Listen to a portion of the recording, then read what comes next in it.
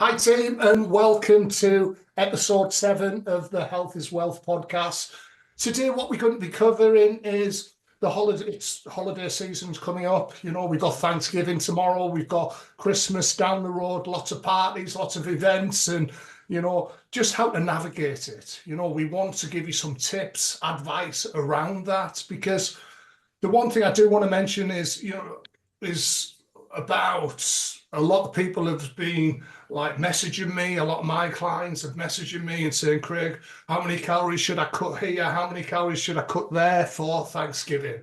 Well, what we do at Evidence-Based Coaching, how we preach it, John and Greg know about this, and obviously Gary, the one day is not going to break it. One day is not going to break a diet unless you let it.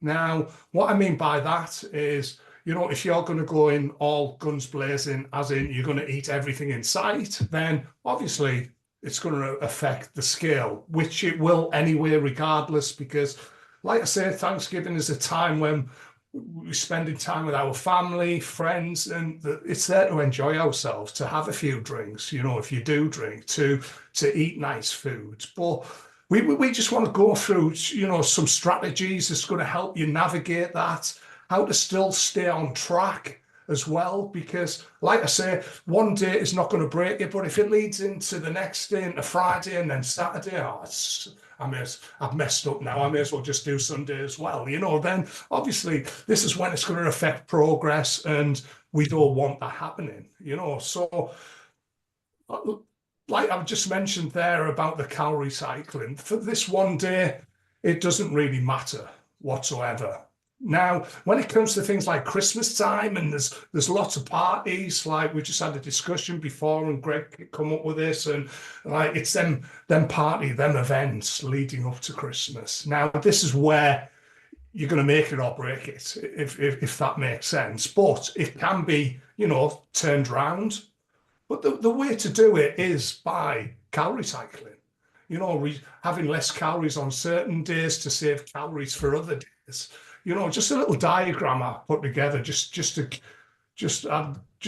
give you a rough idea of what that would look like. So as you can see, let's say an average of 1,800 calories. So if we are saving calories here, if we're having 300 calories less on these 5 days, then it's given us these additional calories on the other days. So over the 7 days, we're still having the same amount of calories, if that makes sense. So if this is something that you feel is going to help you over the December period, then just reach out to your coach, ask them, and, you know, we can put something in place for this. But overall, the goal is to stay on track the best you can and make sensible choices. You know, so what I'm going to do now, I'm going to pass it on to another member of the team. So we'll go to Gary. We'll go from left to right.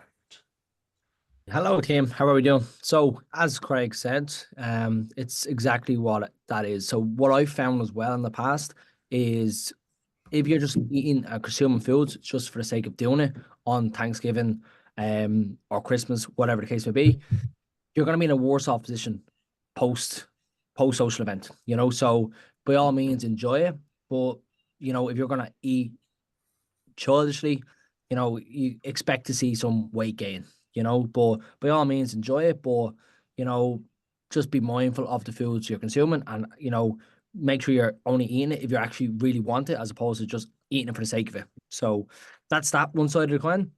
I also then flip the perspective on it as well. And because will be consuming a bit more food, I'd put that food to good use. So whether if you are getting a gym session in, or, you know, you are getting a training session in, you have that energy to fuel you. So I find as well, the likes of the social events, the Christmas period and stuff, you have a lot more energy to put to good use. So you'll find that your training sessions will absolutely be phenomenal because you have that good food in your system. So because the extra calories consumed, don't just let it go to waste. In my experience, I find, as I said, the best training sessions come from around that time. So if you are going to be consuming a bit more calories, let's try and push the training sessions up a bit, the intensity up, and yeah, that's kind of will help that side of things.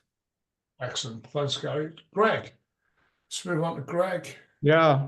So on my end, I think, what I would maybe share in addition to what Craig and Gary just mentioned is really thinking about the social aspect of the holidays and also some of the stresses that kind of come from the holidays. So what I've found is that particularly when you get into like family gatherings or gatherings with like family and friends, there can often be kind of social pressure or expectations in terms of eating certain foods, or someone invites you over and they've made this big meal and there's like all these desserts and things like that. And so there almost feels like there's a bit of social pressure in terms of having certain things. Otherwise, maybe you're going to disappoint, the host, or you're going to, somehow like ruin the dynamic of, whatever is kind of going on. And so there can certainly be those kinds of dynamics. There can also just be different stresses that, kind of come along with the holidays, in terms of it just being a more hectic time and, just feeling like you're running around from one thing to another, or you're going from one event, kind of to a different type of an event. And that can also kind of throw you off of your normal, kind of routine. And so I've also found there it's like, it's particularly helpful, at least for me, to plan ahead a little bit. When Gary was talking about like, hey, get the sessions in, to the extent that you're having any extra calories, put them to good use, just like be a little bit more mindful of, okay, well, with everything going on and with with potentially travel or things like that, like, how do I want to still approach, either getting into the gym, maybe just getting out on walks, doing body weight type stuff, right? I mean, I know that like when I've traveled or I've been out of my regular situation, like Craig's given me really good suggestions in terms of still how to get workouts in, even if I don't have access to the normal facilities and things like that that I would normally utilize. And the other coaches are really quite skilled at that as well, right? So just kind of think about all of those kinds of dynamics and just how you want to manage them proactively, because otherwise it's a little easy for things to get off the rails a little bit. And it's easy to rationalize it as like, oh well, things are particularly busy today, or today's like a sort of special day. But then if every day between Thanksgiving and Christmas and then into the new year and so on, like becomes a special day, before you know it, like a month's gone by and you know, you're in a very different place than when you entered the holiday season. Excellent, love it. Thanks, Greg. Thanks for sharing. And John, can I have your 2 cents on it, please? Yeah, for me, I think it's a little bit about a little bit of both of what Gary and Greg mentioned in terms of I like to win the hour. So for me, if you can look at a situation, say, all right, well, I'm spending my entire day with my family, all right, or I'm spending it with friends, or whatever it might be, for whatever that special occasion might be. Um, and we have X amount of desserts and food or whatever lined up for the entire day. If if I can kind of reflect back, and this has been very helpful for me to really reflect back on how I would have approached that situation before getting on this journey, that has been incredibly motivating for me. And saying, okay, there's my favorite thing, and what did I do with that last year? Well, last year I had like 3 helpings of it, and I basically needed a nap afterwards.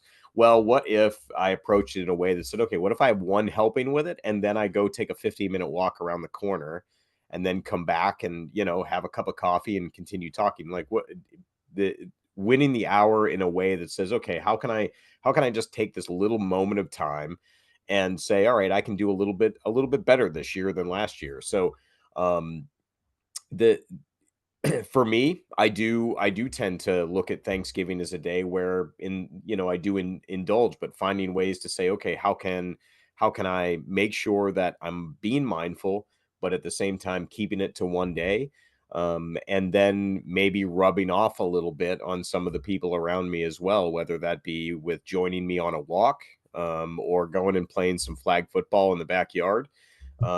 Just kind of finding a way to stretch the legs at the same time, find ways to keep the conversation going, and it not be so like, oh, I'm on a diet, I can't touch any of this, in a way that's kind of still allowing you to enjoy yourself socially with your friends and family.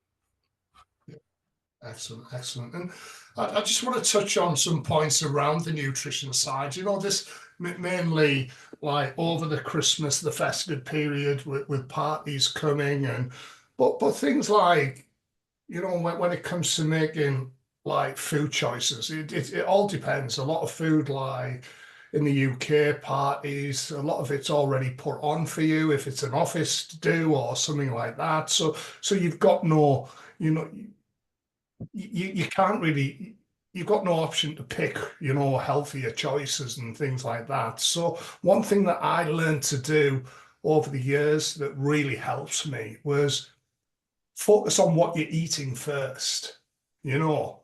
And now what I mean by that is if you start with your protein on the plate, then once you've ate that, move on to your veggies. By the time you get to them carbohydrates, you'll probably find if you eat slow enough, if you chew your food to liquid, that you're pretty full. You're pretty full by the time you get to the carbohydrates. But the trick here is to chew your food, even putting your knife and fork down. I know this might sound a bit like, oh God, you know, do I have to do this? I just want to smash it all in quick. And I get that, you know, but what I'm saying is we've all got goals here, you know, and these events leading up to Christmas time and things like that. I know talking to some guys, they've got 4 parties in a week, you know, which is crazy. You know, you're not eating foods that you would normally prepare yourself. So this is why using strategies like this is going to help. And drinking water. Now, I know it's not, you know, if you look at studies and research, it's not ideal usually to drink water whilst you're eating because it can cause digestion issues, but it does help fill you up as well. You know, so what I'm saying is, if it's a meal, if there's an appetizer, a main course, and a pudding afterwards, then, you know, try using that strategy, you know, put that in place. Just give it a go. Even when you're at home, you will find that eating the protein, then the vegetables, and then the carbohydrates, by the time you get the carbohydrates, you could probably only eat half of it. You know, that's just one thing. But again, planning for it. If you've got 3 or 4 office parties in a week, you don't have to drink at them all. You know, maybe drive, so you're not going to have a drink. You know, I'm not saying don't enjoy yourself, yeah, but if they're that often, then not only are you going to feel rubbish by drinking, like on 4 nights in a week, but also it's going to affect the progress as well, because then liquid calories all add up over time. You know, but that is something that I do myself, and following like an 80-20 rule. Let's say if it's a buffet, 80% of that food, try and make it unprocessed. That 20%, you know, allowing for maybe it's a pie or something like that, whatever, you know. But again, you make the choices. It's your choice. It's no one else's. If you choose to go all out and eat rubbish like 4 times a week at office parties, then that is on you. But like Greg had mentioned, like you're going to be in a lot worse position than when you started the holidays, if that makes sense. You know, but it's things like during Thanksgiving, you know, in between, going for a walk, getting out, getting some fresh air, get the family involved, you know, take the family, go for a nice walk around in nature. There's nothing better for the stress and also digestion as well. That walking really helps with digestion. This is why after every meal, I will go for a walk. Sometimes it's only a 15-20 minute walk, but I know for a fact when I've been on that walk, my digestion is just so much better. And I know I've burned some calories as well. I've expended some energy, because these steps all add up over time and over the week, you know. So definitely try and have a plan in place, especially if you've got them multiple office parties in a week. You know, make decisions, plan ahead. You know, are you going to have a drink here? Are you going to drink alcohol? You know, if you're going to do it one day, the next day don't bother. The next day do it. The next party do it. Then You know, just little things like that is going to really help you stay on track. The same as the eating as well. You know, and also when you can make the choices, making the wise choices. But overall, we do really want you to enjoy yourself, but we also don't want you to get in a position where you've got to start all over again, because I've seen it before many a time, you know, because you've all worked very hard to get to where you are now. And if you're going to let like the festive December throw that off, by the time January comes, I'll guarantee you'll be devastated. It's not going to help whatsoever.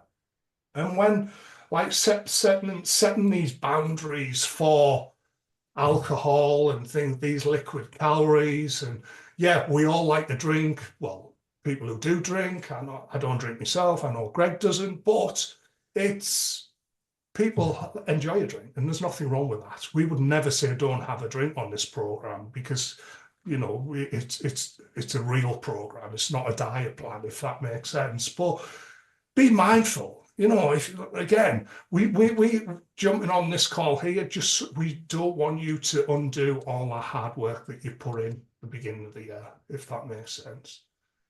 Any points? Anyone else on? John?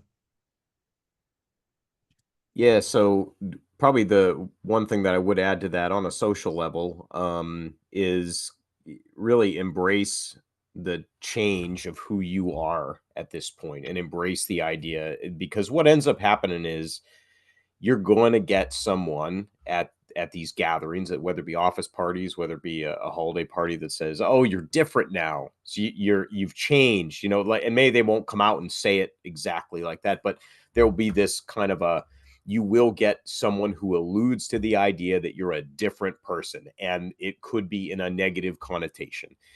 And but the idea is that, yeah, embrace that you're a different person, because the very what you want to get away from is the habits that you had formed over a period of time that caused you to be in a situation that you did not appreciate. And in order to do that, you have to change. And so you are a different person, and you have changed, you are changing. And so I think you can wear that as a badge of honor. You know, when someone calls you out on it, you know, don't allow that to be a bad thing. That's a good thing. You're changing. You're different now. You're leading a different lifestyle now, and that's okay. Yeah, and if I could build on that, you know, Craig mentioned me not drinking, you know, so in my case, I don't drink for religious reasons, but that wasn't always the case. And so there was a period where I was like kind of transitioning, to John's point, you know, kind of from drinking to not. And what I found is that initially it was actually the most awkward for me, just because I didn't quite know how to handle it. And like once I got to the point where it was just like, hey, I just choose not to drink, like you're welcome to drink or whatever. It's like, I think with these kind of, particularly with these social interactions, like it's only as awkward as you make it, right? So if other people are drinking and you're not, but you're like totally comfortable and you're in your own skin about that, and you don't kind of make a big deal out of it, it's less likely that other people are going to make a big deal out of it. If everyone else is having desserts and they're filling their plate to overflowing and all of that, and you're like having less, you know, it's only as awkward as you, or as defensive as you know, try to make it, in terms of just like, hey, you like, just very matter of factly, like, I don't feel like drinking right now, or I don't, you know, feel like eating a ton of food or whatever, but you're welcome to have as much as you want, like, you know, like that kind of a thing. And, you know, to John's point, you know, just sort of embracing the fact that like part of your identity now is like being a healthy, fit person who like makes very conscious choices about like what they eat and how they want to manage their health and things like that, I think, you know, is a really great thing to celebrate, you know, particularly this time of the year. The other thing, which I'll just maybe quickly add as a micro, you know, kind of hack or reminder based on what Craig was saying, is that he was talking about the calorie cycling earlier within a week, or, you know, that kind of a thing. I mean, the same is obviously true, as you all know, in a given day, right? So if you know that you have a holiday party in the evening and you want to have a drink or you want to have a bit more food or things like that, then like you can have less earlier in the day, right? You know, you can kind of save some of those calories for the evening and so on. The other thing that I've found, particularly with some of these parties, is that they do sometimes there are less protein options in particular at the event. Like a lot of the dishes will skew more towards fat or to carbohydrates. And so one thing that I'll do in that scenario is, in addition to maybe saving calories for the party, if you will, I'll also, you know, make sure that I've gotten plenty of protein, for example, in the earlier part of the day, so I still hit my protein target. And then maybe I'm a little less worried about it when it comes time for the party. For example, if there's less options that are available in that regard. So again, just, you know, kind of think through how you want to manage that. And, you know, I've said this before in prior episodes, like a little bit of planning goes a really long way, both within a given day and across a week and across the whole, you know, kind of month. Yeah, yeah, brilliant, Greg. And touch it was something that I was going to touch on next, what Greg was saying about what you were saying about having less throughout the day. And this is something that I use when I go on vacation. Like I've just been on vacation for a week with the family, and it was all I did my first 2 meals of the day was just protein, pure protein, because I knew every night I'd be eating out, you know, so I saved quite a lot of calories for that. So for example, if I was having 300 to 400 calories of protein, you know, twice a day, there's 800 calories. If you're on, let's say 18, let's say 1800 calories, you've got 1,000 calories to play with on that evening, you know. And you can put this in place with during the festive period with like Greg was saying, the multiple parties and things like that. But again, just make sure that your protein is you're getting your protein in from somewhere. I'm not saying like go to the party and find out there's very little protein, go home, eat a shed load of chicken, only to affect your sleep and things like that. What I'm saying is get it in the beginning of the day. Think of things like eggs, bacon, chicken sausages, you know, breakfast, full salad for lunch, you know, chicken, turkey, whatever. Mind you, would probably be sick of the sight of turkey, but it's just whatever you enjoy protein wise, and that really helps as well. But usually, the biggest problem, well, I'm not saying it's a problem, but it can be a problem, is usually the alcohol, the calories from alcohol.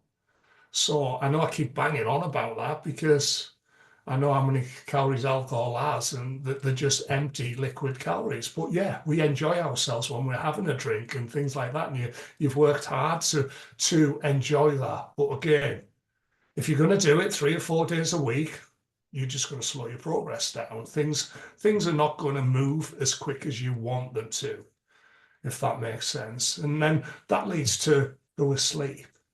Poor sleep leads to higher levels of stress, which leads to digestive issues, which leads to you feeling rubbish, you know? And that's the reason why I stopped drinking, because I was sick of every time I had a drink, the next day I was feeling rubbish and losing a day sort of thing. So that's the reason why I decided to give up drinking. But we're not saying for you guys to give up drinking, obviously. We just here to guide you to make sure that you don't undo all the hard work you put in. But I do know the majority of you will not, you know, let go of the hard work that you have put in. The main thing is enjoy it, make the most of it, make wise choices, because it's up to you. It's a choice that you make. If you choose to go all out and smash it all the food in, then it's going to affect you. You know, it's going to affect your progress, and you'll regret it. The reason why I'm saying this, because I've done it plenty of times in years ago when I first started my journey. You know, but anyone else have anything? Yeah, I'll jump in if that's all right. Yeah.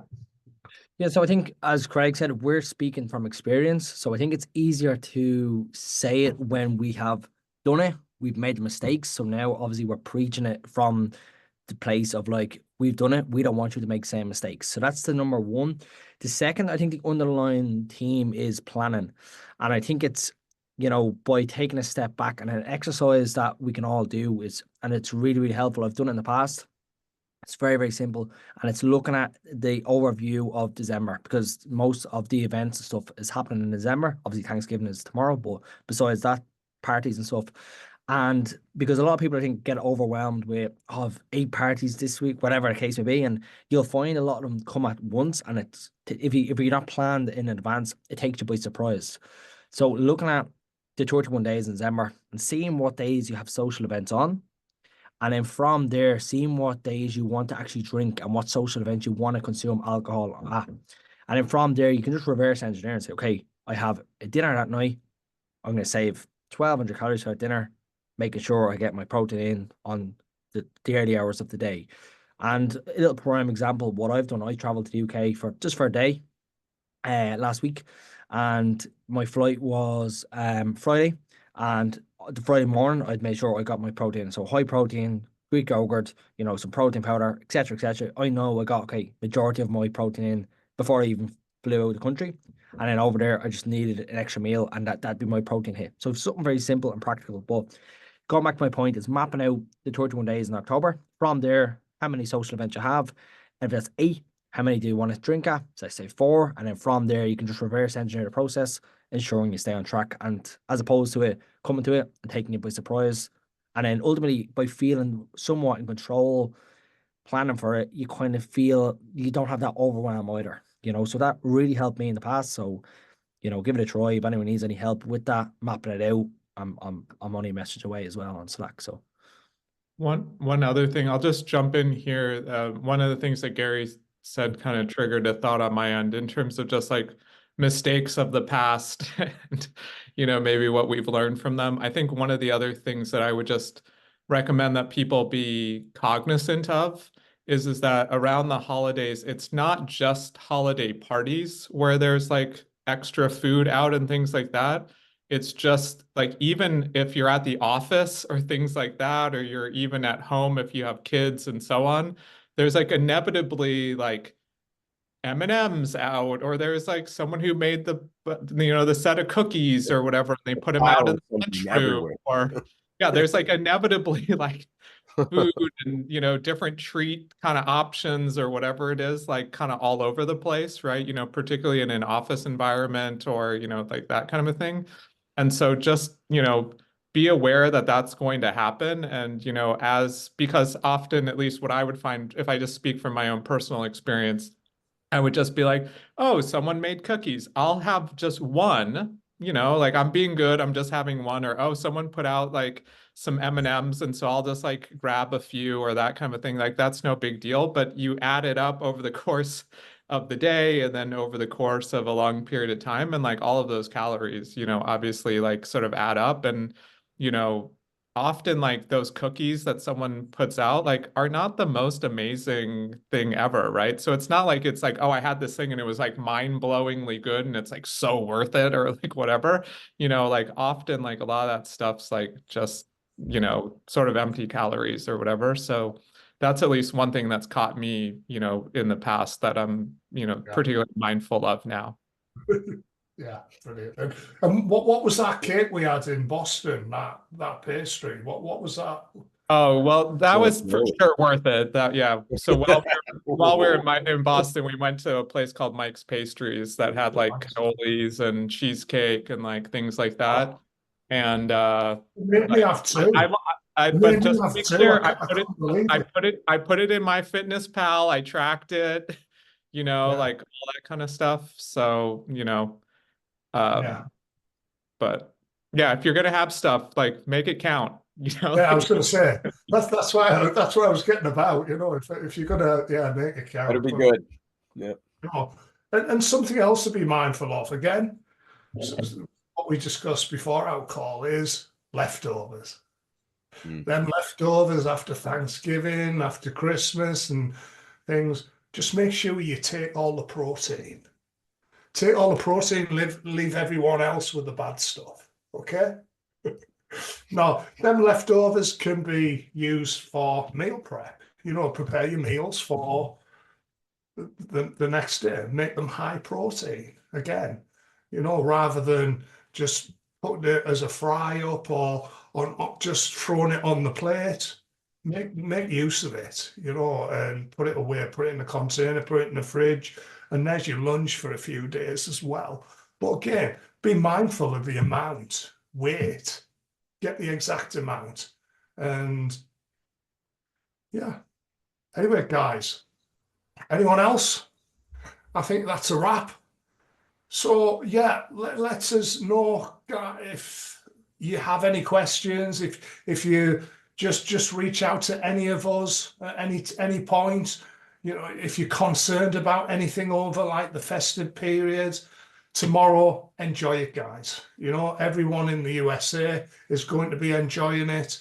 I just want you and everyone else to have a great time with your families, with your loved ones, and make the most of it. But Friday, we're back on it. Yeah, Okay. it's one day. Thanks, guys. Thanks for your time. And Greg, Gary, John, thank you.